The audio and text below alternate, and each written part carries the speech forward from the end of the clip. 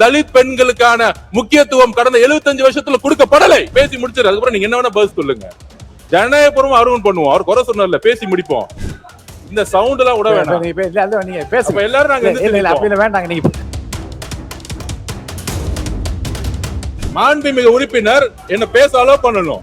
எல்லாரும் பேசினாலே எந்திரிச்சு நின்னோம்னா அப்புறம் நம்மளும் எந்திரிச்சு நிக்க வேண்டியது. அவங்க பேச ஃபுல் மூன் சேல் காலை 9 மணியிலிருந்து இரவு 12 மணி வரை ஆகஸ்ட் 27 ஒரு நாள் மட்டும். 7 நிமிஷம் பேசிட்டு இருந்தாரு. நாங்களும் இப்ப சவுண்ட் போட்டோம். இல்ல வேண்டாம், அப்படி சொல்லக்கூடாது. நீங்க விடுங்க, நீங்க கருத்தை மட்டும் பேசுங்க. நாங்க யாரையும் மிரட்டல. எங்களை மிரட்டினாலும் நாங்க பயப்படுற ஆள் கிடையாது. நாங்க சொல்ல வரோம். ஒதுக்கப்பட்ட நிதி முழுமையாக பயனாளிகளும் சென்றவில்லை. அதாவது நிதியை ஒதுக்கிட்டு இந்த எந்த ஃபண்டும் தலித் மக்களுக்கு போய் சேரல. இது நாங்க சொல்லல, இதோடைய சிஜேயோடைய அதாவது சிஏஜியோடைய ரிப்போர்ட் சொல்லுது. அதனால உங்களுடைய பாலிசியை பத்தி சொல்லுங்க. அரசுடைய 100 நாள் தான் நாங்க வந்திருக்கோம். ஒரு வாரம் சொன்னாரு, சமூக நீதித்துறைன்னு மாத்திட்டாங்க, சாதியை குறிப்பிட்டா போயிடுமா. இந்த அரசு சாதிங்கிற வார்த்தையை ஒழிக்கணும்னு நாங்க நினைக்கிறோம்.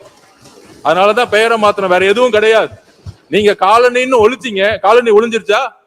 25% இருந்து 28% இந்த 75 வருஷத்துல இன்னும் விழுப்புரத்திலையும் கள்ளக்குறிச்சியிலும் தமிழகம் முழுவதும் இன்னைக்கும் காலனில தலித் மக்கள் அதே குடிசையில தான் இருக்கிறாங்க. தேர்தல் பிரச்சாரம் பண்ணும் போது சாதாரண குடிசையில, அந்த இடத்துல தண்ணி இல்ல, ரோடு இல்ல, மெடிக்கல் இல்ல, அங்க இருக்கக்கூடிய பெண்கள் ஹையர் எஜுகேஷன் போல.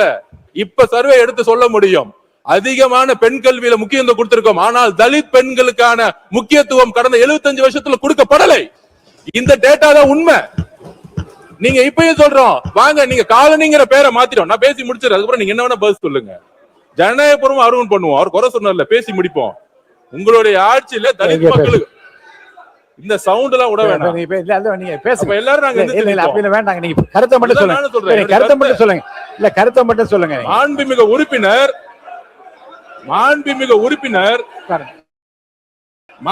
உறுப்பினர் என்ன பேச அலோ பண்ணணும். எல்லாரும் பேசினாலே எந்திரிச்சு நின்னோம்னா அப்புறம் நம்மளும் எந்திரிச்சு நிக்க வேண்டியது. அவங்க பேச நான் இல்ல அவர் பேசி முடிந்ததும் இல்லங்க அவர் இல்ல நீங்க இல்லங்க இல்ல அவர் என்ன சொல்லுங்க, நீங்க பதில் சொல்லுங்க. நான் கேக்குறோம், அனுமதி தரேன். நாங்க பேசி முடிச்சு என்ன வேணா பேசுங்க. நாங்க கேக்குறோம். உட்காருங்க. நான் பேசி முடிச்சோட நீங்க என்ன வேணா பேசுங்க. நாங்க முடிக்கல. இருங்க. என்ன பார்த்து பேசுங்க. பின்னாடி எல்லாரும் உட்கார சொல்லுங்க. மாணவ பொதுப்பணித்துறை என்ன பார்த்து பேசுங்க. பாருங்க, நான் சொல்றேன். இருங்க. 75 ஆண்டு காலமாக இப்படிப்பட்ட குடியிருப்புல இருக்கக்கூடிய பெண்களுக்கு இன்னும் அடிப்படை வசதிகள் இல்லைன்னா ஒரு கருத்து சொல்ல இருக்குன்னு நீங்க சொல்ற கருத்தை அவர் பேசி முடிச்சப்பறம் சொல்லுங்க. எங்க என்ன இருக்கு உங்க கருத்துக்களை பதிவு பண்றது அனுமதி தரேன். நீங்க பேசி முடிங்க. கருத்து முடிங்க. உடனே தரேன் உங்களுக்கு. அவர் சொல்லி முடிச்ச உடனே தரேங்க உங்களுக்கு. நீங்க சொல்லுங்க. நான் ஆதாரபூர்வமா தான் பேசிட்டு இருக்கேன். சொல்லுங்க. மாண்புமிகு சட்டமன்ற உறுப்பினர் 7 நிமிஷம் பேசிட்டு இருந்தாரு. நாங்களும் இப்ப சவுண்ட் போட்டோம். இல்ல வேண்டாம், அப்படி சொல்லக்கூடாது. நீங்க விடுங்க, நீங்க கருத்தை மட்டும் பேசுங்க. நீங்க இல்லங்க இல்ல நாங்கள் இருங்க. உட்காருங்க. இல்ல மாண்பு பொதுப்பணித்துறை அமைச்சர் அவர்கள், நீங்க உங்க கருத்துக்கள் சொல்லிக்கொண்டே வந்து கருத்தை சொல்லி முடிங்க. நீங்க இல்ல நான் பேசும்போது ஏன் சவுண்ட் கொடுக்குறீங்க? இல்ல அது வேண்டாம். நீங்க விடுங்க. நீங்க என்ன பார்த்து சொல்லுங்க. நீங்க பதில் நீங்க பேசுங்க. தொடர்ந்து பேசுங்க. நீங்க பேசுங்க. நாங்க யாரையும் மிரட்டல. எங்களை மிரட்டினாலும் நாங்க பயப்படுற ஆள் கிடையாது. நாங்க சொல்ல வரோம். நீங்க பேசி முடிங்க. எதிர்கட்சிகள் நீங்க பேசி முடிங்க. மாண்புமிகு பேரவைத் தலைவர்களே, எதிர்கட்சிகள் சொல்லக்கூடிய குற்றச்சாட்டுகள் நாங்கள் பதில் சொல்லக்கூடிய சொல்லுங்க. அவங்களுடைய கோரிக்கைகள், திட்டங்கள், பாலிசி பத்தி பேசினா அதுக்கு நாங்க எந்திரிச்சு பதில் சொல்லவும் செய்யறோம்.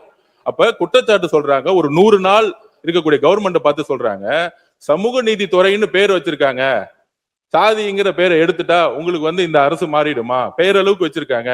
அப்ப காலனின்னு பேரை மாத்துனீங்க. உங்களுடைய உள்நோக்கம் என்ன?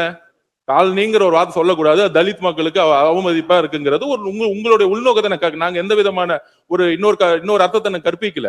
ஆனால் அந்த காலனின்னு பேர் மாத்தினால தலித் சகோதரர் இருக்கக்கூடிய ஏன் சென்னையிலே 40% ஸ்லம்ஸ் தான் இருக்கு.